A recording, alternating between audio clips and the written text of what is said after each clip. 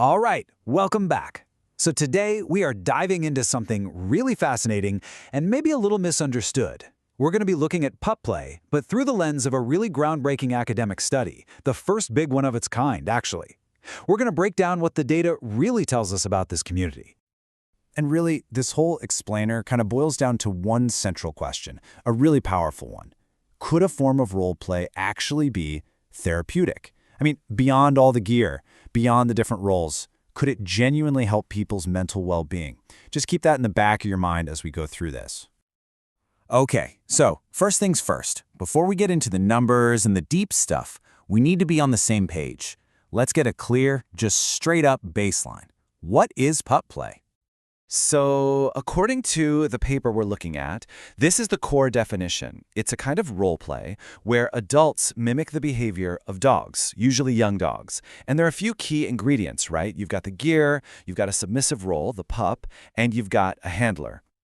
And it's important to know, this isn't just happening in a vacuum, right? The study places pup play squarely within the bigger world of BDSM. And here's the crucial part. It's not just one thing. It's got both social and sexual sides to it. It's a way for people to connect on a bunch of different levels. All right, now let's get to the really juicy stuff. This is the heart of our explainer today. We're talking about a groundbreaking community survey from 2019 that, for the first time, gives us a real data-driven look at who these folks are and why they do it. And here's the number that makes all of this possible: 733. That's how many people from the US and all over the world actually filled out this survey. I mean, think about that. Before this, all we had were these small, kind of anecdotal studies. This is a whole new ballgame. So who are these 733 people? Well, for a long time, the assumption was that this was almost exclusively a community of gay men. But look at this data. It's way more diverse. Yeah, 64% identify as gay, but you've got a whole third of people who are bisexual, pansexual, or something else. The study even had women and non-binary folks participating. It really blows that old stereotype out of the water. And what about age? You might think this is just a young person's game, and yeah, the majority, 58%, are between 18 and 30. But check this out. More than 40% of the people who responded are over 30. So no, it's definitely not just for kids. And the data also gave us this really interesting insight into the roles people play. There's a pretty clear connection between your age and which role you're more likely to take on. Younger folks, they're much more likely to be the pups. And the older participants, they tend to step into that more dominant kind of mentoring role of the handler. Okay, so we've got a pretty good picture of who is in this community. Now let's dig into the how. How do they actually do it? What's involved in pup play? First up, gear. And gear is a huge deal. I mean, over 90% of the people in the survey own some. The most common things? You're looking at hoods, collars, harnesses, tails. And the study makes a really important point here. This isn't just for looks. It's not just a costume. The gear is a massive part of getting into the headspace, of actually becoming that pup identity.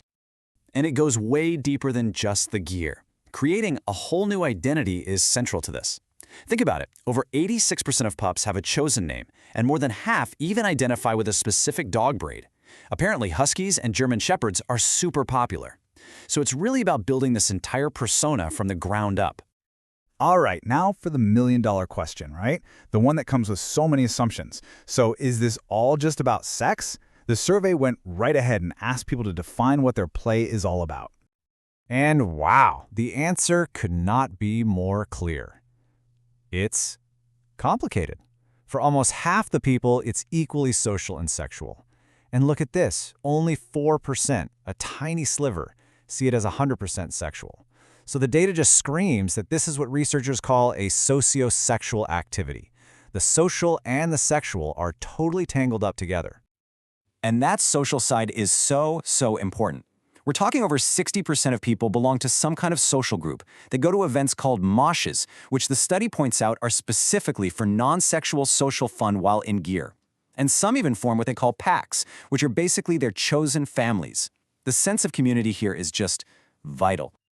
Okay, now we're going to pivot to what is, for me, maybe the most powerful and surprising finding in this entire paper. This is where we loop right back to that question I asked you to hold on to at the very beginning. Get this. The survey found that almost half, 49% of everyone who responded reported having a mental health diagnosis. That's a really significant number, and it sets the stage for what's coming next. Because despite that high number, an absolutely overwhelming 84% of these same people said that they believe pub play improves their mental health. That is a stunning contrast. So, what is going on here? What's the link? Well, the researchers crunched the numbers and found a direct statistical link. The people who felt the biggest mental health boost were the ones who were most involved in the social side of pup play. The authors even suggest that this could be a kind of self-directed therapy, a way for people to connect, to play, to de-stress, especially for folks who might not have easy access to, a traditional therapist. Wow. Okay, we have covered a ton of ground here, a lot of numbers. So let's just pull back for a second and tie it all together. What are the big takeaways from this landmark study? So if you boil it all down, what's the big picture? First, this is a socio-sexual thing, not just one or the other. Second, the community is way more diverse in age, gender, and sexuality than anyone thought. Third, identity and community are absolutely everything. And finally, and maybe most importantly, a huge number of people in this community feel it gives them some serious mental health benefits. At the end of the day, what this research really shows is that an activity that might look, pretty fringe from the outside is actually meeting some really basic, fundamental human needs. We're talking about the need to play, the need to have a solid identity, and the need to belong to a community that gets you. And that really leaves us with one final thought to chew on. When we take the time to really look at a community like this, what we start to see are these universal human patterns.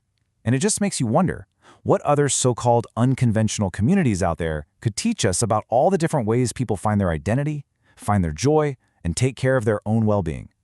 Definitely something to think about. Thanks for diving into this with me.